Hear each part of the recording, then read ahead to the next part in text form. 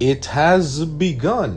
The war has started. At the end of this episode, we have basically set up the heroes and the villains, with All For One taking the lead on the villain side and Deku seemingly taking the lead for the hero side. So we're finally at the final battle. And the way we got there was with an interesting Toga slight flashback to when she was a child and had a very interesting dream. Very, very interesting, if that's the words I want to put it into.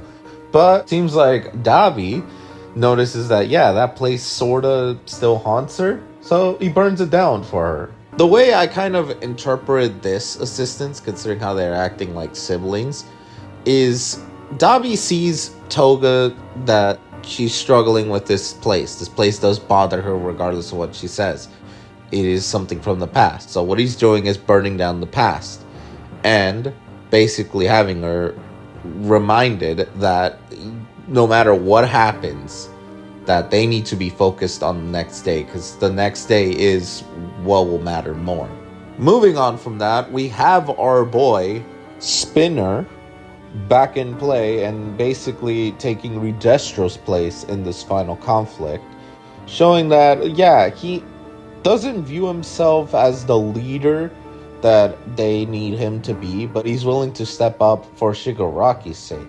So his friendship with Shigaraki is that strong that, yes, he's willing to take a mantle that he doesn't view himself as well as Shigaraki coming in and having that very, very gross scene right there, as I'm showing you right now. And then we see him in his full glory of final battle version.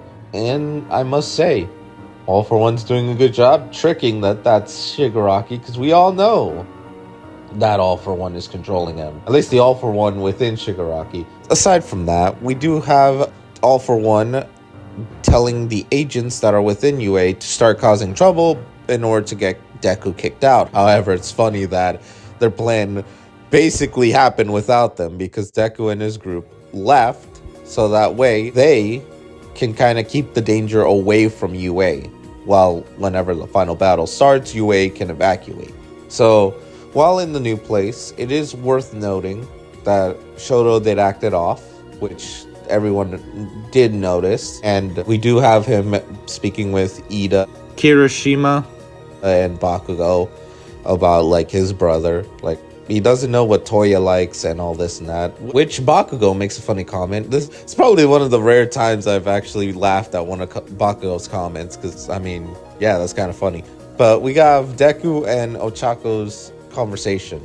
They haven't talked since that whole thing happened on the end of season 6, which this is not the anime's fault. This is the manga's fault, because why the fuck haven't they talked since then? Like, yeah, I get they're busy, but literally they have not even said a word to each other.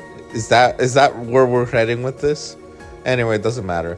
What matters is the important part.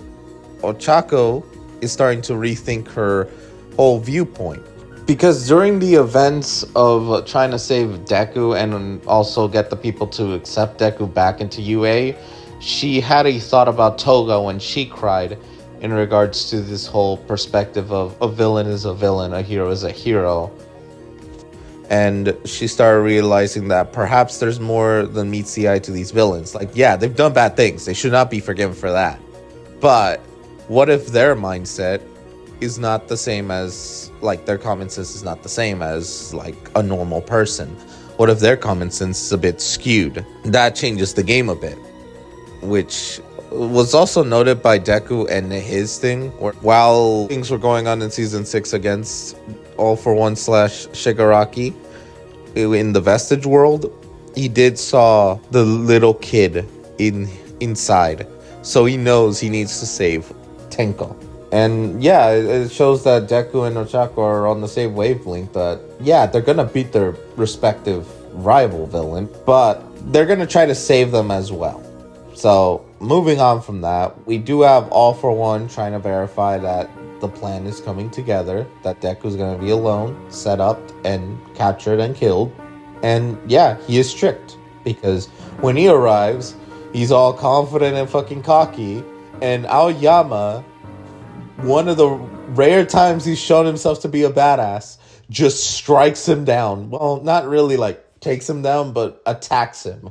And that catches All For One completely off guard. And yes, he is confused as hell because he's like, wait, there was no ill intent or lying. How the fuck did I got tricked?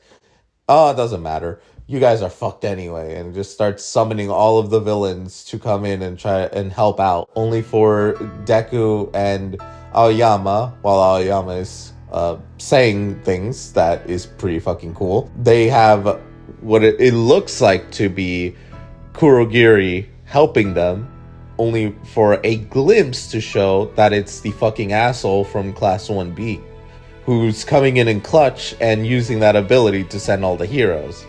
So, yeah, that's how we end the episode. We were at the calm, we're now at the damn storm itself. So, not one of the fully strong episodes, but definitely an important one because it is the literal setup and start of the final battle that will quite literally determine Japan's fate.